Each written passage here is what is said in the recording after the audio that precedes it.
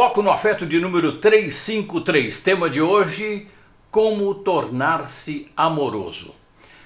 Gente, se vocês conhecem uma frase minha, para quem curte o meu trabalho, para quem acompanha o meu trabalho, eu volta e meia publico essa frase, que é: o amor só é possível aos amorosos.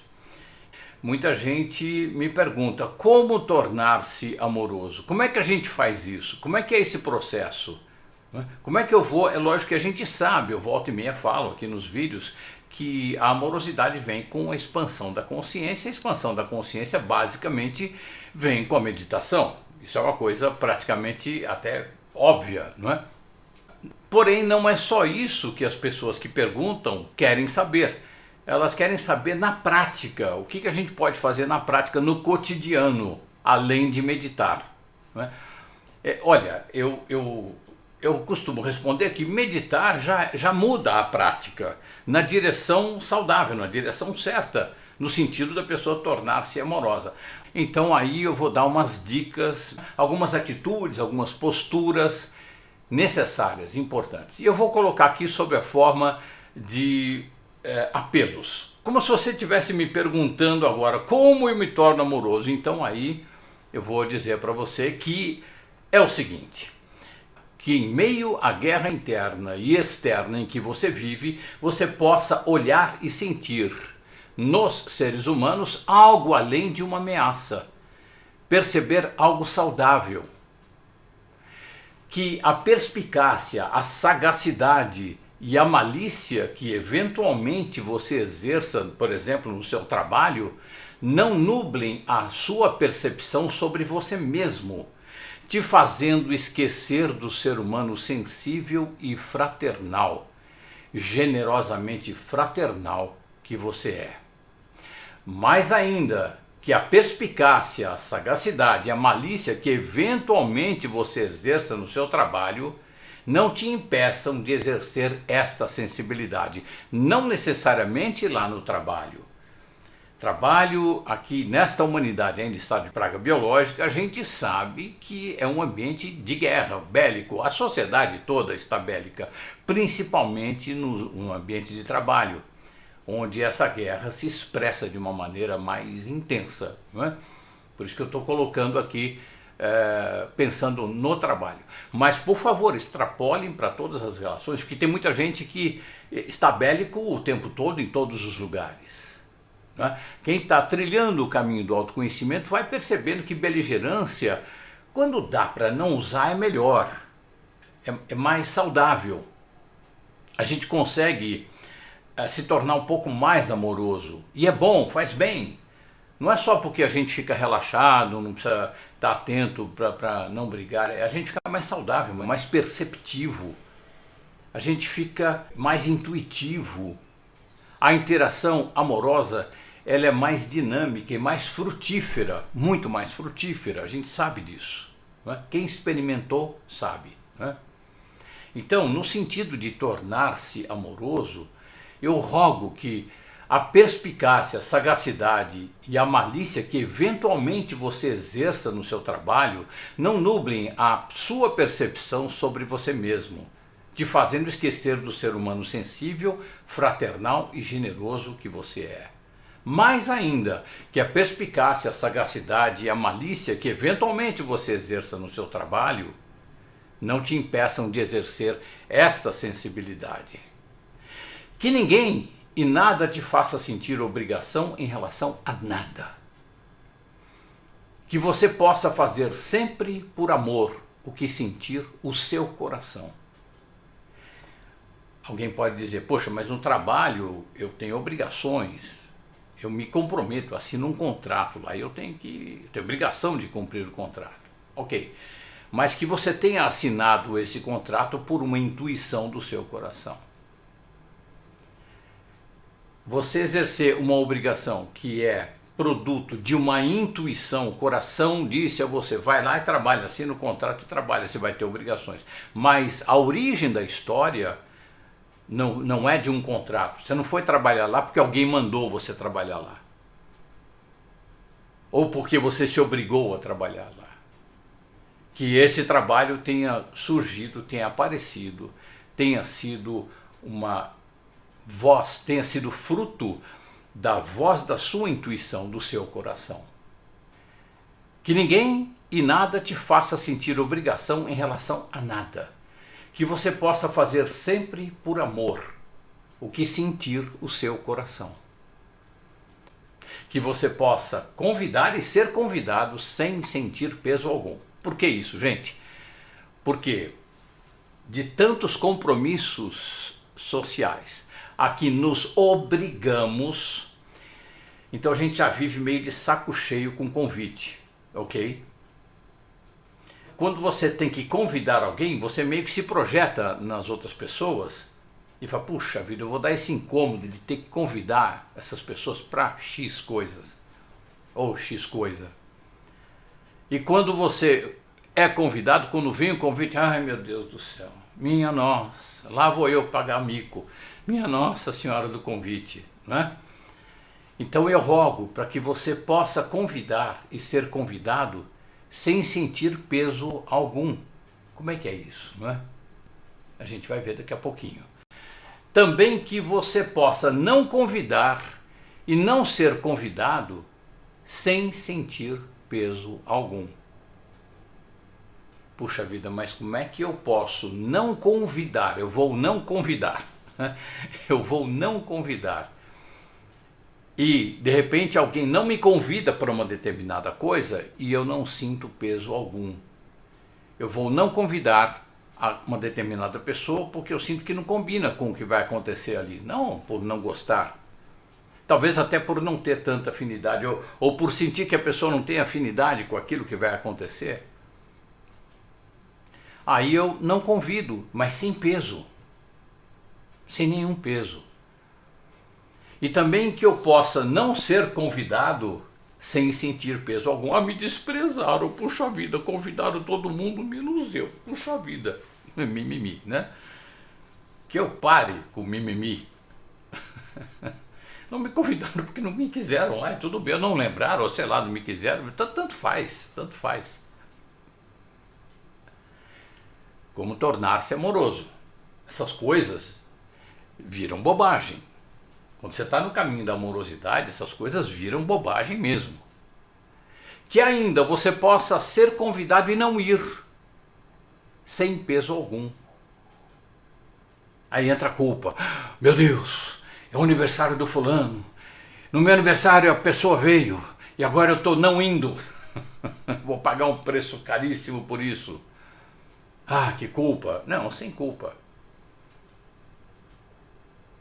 E também que você possa convidar e o convidado não vir, sem peso algum.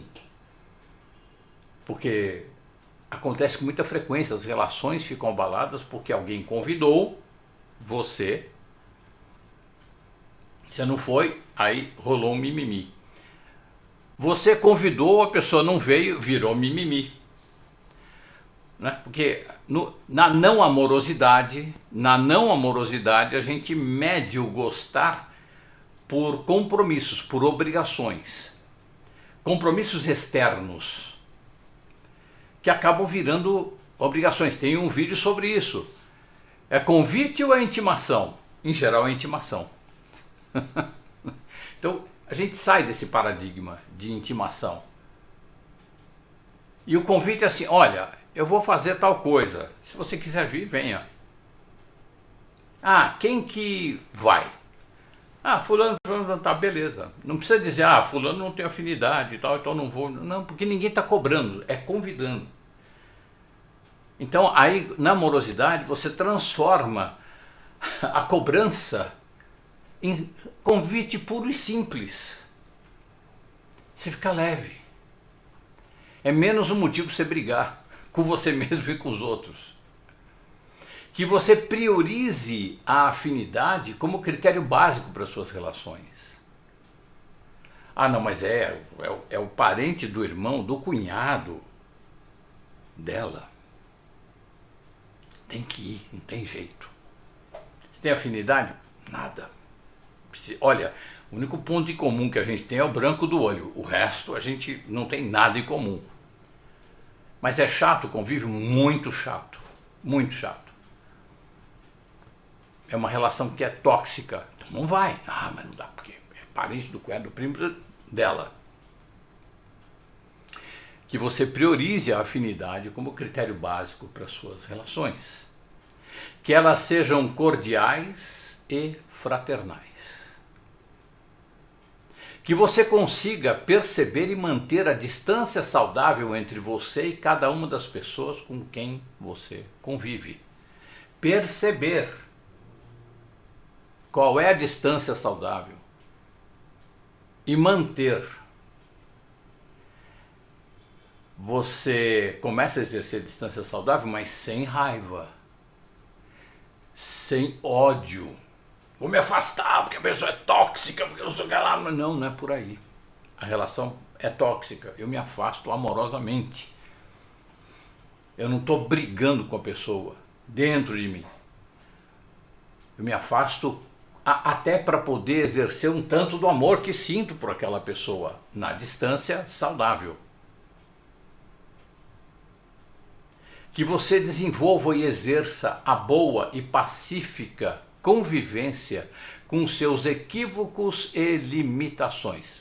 Prefiro dizer, em vez de limitações, características que carecem de evolução. Mas é muito prolixismo, não é? Mas é só para deixar claro, porque chamar de limitação é relativo à limitação, né? Características que carecem de evolução, de desenvolvimento. É escolher a metade do copo vazio ou metade do copo cheio, né? Então, que você desenvolva e exerça a boa e pacífica convivência com seus equívocos e com aquelas características passíveis de evolução. Isto se chama humildade. Então, que você consiga desenvolver e exercer a humildade, a boa, saudável, leve e sem culpa convivência com seus próprios equívocos. Que a sua mente possa ser um porto seguro onde aportou o seu eu depois de tanta tempestade. Que a sua mente não se permita abrigar ódio, rancor, rejeição, maledicência, prevenção contra as pessoas, tristeza constante, frustração, desprezo, decepção, tensão acumulada, aflição e tantos outros detritos emocionais. Para se tornar amoroso, você precisa trabalhar nisto. Se queria saber, na prática. Meditação traz tudo isso que eu estou falando, mas na prática você, pelo menos com essa listinha aqui, que é pequena, perto de tudo que a gente precisa não fazer ou fazer, com essa listinha você, pelo menos na hora que está acontecendo, você se lembra e aí parte para meditar. Parte para a presença, volta para você ter a direção, ok? Que a sua mente saiba e decida parar sempre que necessário. E a gente sabe que quando acontece qualquer coisinha que assusta ou que deixa a gente um pouco confuso, a mente já sai lá na frente desesperada, querendo resolver as coisas e só faz bobagem. Então, eu rogo que a sua mente, no sentido de você tornar-se amoroso, que a sua mente saiba e decida parar sempre que necessário. Porque a decisão da meditação é da mente, não é do ser. O ser está lá, é a mente que escolhe. Vou seguir o medo e a insegurança ou eu vou ficar quieta, eu, mente, vou ficar quieta e ouvir a intuição, sentir a intuição. Que na hora do perigo, no instante da ameaça externa, a sua mente lembre que não sabe nada e voluntariamente silencie para ouvir a que a sabedoria lhe convida para resolver aquela situação. É preciso a mente silenciar. No momento, no instante da ameaça externa, a mente precisa silenciar, parar de pensar mesmo. Você vai sentir. A solução vem lá da intuição a partir do sentimento, a partir do ser, mas através do sentimento. Ela fala, ela se revela para nós através do sentimento. Então é preciso que a mente silencie. Então você está diante de uma ameaça, não é tecendo uma teoria, um teorema que você vai tomar a providência para sair daquela situação de emergência. Então que na hora do perigo, no instante da ameaça externa, a sua mente lembre que não sabe nada e voluntariamente silencie para ouvir a que a sabedoria lhe convida para resolver aquela situação. Que o mal que porventura te fizerem não o torne mal para consigo mesmo e nem muito menos para com os outros. Que você esqueça do perdão, porque parou de se culpar e de culpar os outros. Aí o perdão não torna-se inútil, porque você parou de se culpar e de culpar os outros. Você trocou já o perdão pela compaixão. Quer tornar-se amoroso? O amor só é possível aos amorosos. Quer amor na sua vida? Torne-se amoroso. Quer tornar-se amoroso? Esquece do perdão. Como? Parando de culpar. Troca o perdão pela compaixão. Troca o ato de culpar pela compaixão. Troca a condenação pela compaixão. Ah, mas tem coisas que são indignantes e tal. Para a nossa assombração. Eu não estou falando da lei aqui. A lei, cumpra-se a lei. Se não fosse a lei, a gente estava aqui falando. Estou falando para instâncias existenciais. É o ato de culpar aqui dentro. Isso que torna a tua vida um inferno e você menos amoroso. Portanto, menos passível de vivenciar o amor. Que você se lembre de esvaziar a sua mente para dar lugar à paz de espírito. Dedique uns instantes do dia de hoje a isso. Respire fundo. Não diga sim ou não só para agradar os outros. Dizer sim quando você necessita dizer não é dizer não para a sua própria saúde. Descarte da sua vida o deboche, a chacota, a desqualificação, o sarcasmo, a gozação e qualquer outra coisa que ofenda e magoe a si mesmo e aos outros. Quer amor na sua vida? Torne-se amoroso. Quer tornar-se amoroso? Descarta esses detritos emocionais da sua vida. Dessa forma você estará cada vez mais na hora certa, no lugar certo, com as pessoas certas e com atitude saudável para com você mesmo e para com os outros. Você tornou-se amoroso. Portanto, agora o amor é uma possibilidade concreta na sua vida. Todo mundo só tem a ganhar com isso. Assim, a saúde em nós e a saúde entre nós se restabelece e o universo agradece. Foco no afeto.